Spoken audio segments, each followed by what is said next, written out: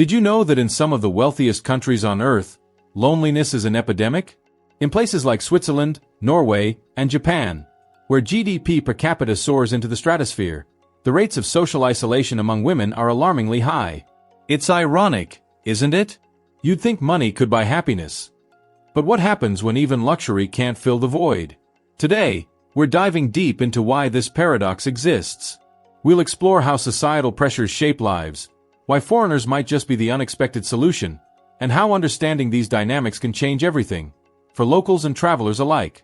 But first, don't forget to hit that like button if you're ready to uncover the secrets behind wealth, culture, and connection. Subscribe now so you never miss a video, and let's get started with our countdown of the richest countries with the loneliest women. Number 10. Australia. First we arrive down under in Australia, a country famed for its laid-back vibe and stunning natural beauty. But despite appearances, Australian women aren't immune to loneliness. Urbanization plays a big role here. Cities like Sydney and Melbourne buzz with activity, yet superficial connections abound. Meanwhile, rural areas suffer from limited access to social hubs, leaving women in remote regions feeling cut off. Making friends in Australia is like surfing. You've got to paddle hard, catch the wave at the right moment, and ride it out without wiping out. For foreigners, Australia's friendly reputation holds true. Strike up conversations at barbecues, sports events, or beach days. Aussies love nothing more than sharing a laugh and a cold drink under the sun. Number 9. Luxembourg. Tiny yet mighty, Luxembourg boasts one of the highest GDPs per capita in the world. However, its women often experience isolation due to the country's multilingual and multicultural makeup. With 3 official languages, Luxembourgish, French, and German, and a large expat population, communication barriers can create divides. Locals sometimes stick to their inner circles, leaving outsiders, and even fellow Luxembourgers, feeling excluded. Navigating Luxembourg's social scene is like switching channels on a TV. You never know which language or cultural code you'll land on next. To connect, focus on universal interests like hiking, wine tasting, or exploring the charming old town. Shared hobbies transcend language barriers and pave the way for deeper bonds. Number 8. Iceland. Our journey now takes us to Iceland, a land of fire and ice, where folklore meets modernity. Despite its small population and tight-knit communities, Icelandic women sometimes grapple with loneliness. Part of the issue stems from geography. With fewer than 400,000 residents spread across a rugged island, meeting new people can be challenging. Additionally, Iceland's egalitarian values mean women are encouraged to pursue careers and independence, but this can leave less time for romance. Finding love in Iceland is like searching for the Northern Lights. It requires timing, luck, and a willingness to embrace uncertainty.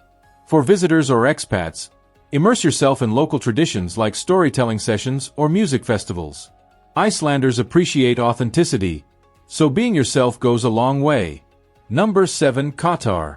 Let's jet over to Qatar, a nation bursting with oil wealth and architectural wonders. Yet behind the glitz and glamour, Qatari women navigate unique challenges when it comes to companionship. Cultural norms dictate strict gender roles, making public displays of affection, or even casual mingling, taboo. For many women, finding emotional fulfillment within these boundaries can feel daunting. Dating in Qatar is like whispering secrets across a crowded room. You have to be discreet, clever, and incredibly patient. Foreigners entering this dynamic should tread carefully, respecting cultural sensitivities while offering a window into other ways of life. Building trust takes time, but once established, friendships and connections can flourish beautifully. Number 6. Singapore. Next stop, Singapore, the gleaming city-state with a futuristic skyline and strict rules. Despite its wealth, Singaporean women often feel lonely due to intense societal pressures. Success here isn't just about careers, it's also about marital status. Women who focus on education or careers often face judgment for delaying marriage or kids, leaving many torn between ambition and tradition. On a lighter note, dating in Singapore feels like a high-stakes board game. Everyone's playing by different rules, and no one wants to make the first move. For foreigners, your fresh perspective can be a game changer. Embrace local customs, bond over hawker center food, and show genuine interest in Singaporean culture. Who knows? You might just become someone's unexpected partner in crime. Number 5. Canada. Now let's head west to Canada, a country celebrated for its politeness, inclusivity, and breathtaking landscapes. But beneath the maple syrup sweetness lies a surprising truth. Canadian women, particularly in urban centers, often struggle with loneliness. The reason? Urban sprawl and fast-paced lifestyles play a role. In cities like Toronto or Vancouver, people are so busy chasing careers that meaningful relationships sometimes fall by the wayside. Plus, Canada's vast geography means rural communities can feel isolated from larger social networks. Imagine trying to start a conversation at a hockey game. It's loud, chaotic, and everyone's too focused on cheering for their team to notice you. If you're new to Canada, don't hesitate to lean into community events, volunteer work, or outdoor adventures. Canadians pride themselves on being welcoming, so putting yourself out there will likely pay off. Number 4. Finland. Welcome to Finland, the land of saunas, sisu, that untranslatable grit, and silence. Despite ranking as one of the happiest countries, Finnish women often grapple with loneliness. The reason? Finns value personal space and independence, making social interactions feel formal or distant, especially for newcomers. Throw in those long, dark winters, and even the most outgoing people might retreat indoors with a good book. Looking for love in Finland? Patience is key. It's like fishing in a frozen lake. Drill your hole, wait it out, and hope for a catch. For foreigners, joining local activities like skiing, choir singing, or sauna nights can break the ice. Shared experiences, even uncomfortable ones, are golden opportunities to connect. Number 3. Japan. Our journey continues to Japan, a nation celebrated for its technology and traditions. Yet despite its wealth, Japanese women often grapple with deep loneliness. Societal pressures force many women to choose between careers and family, sacrificing personal fulfillment for professional success. Factor in Japan's declining birth rate and aging population, and you've got a generation navigating uncharted emotional territory. Then there's hikikomori, people who withdraw from society, primarily men, but the ripple effects impact everyone, including women seeking connection. On a brighter note, dating apps have surged in popularity, offering hope. Swipe right, meet someone intriguing, and suddenly you're sipping green tea under cherry blossoms.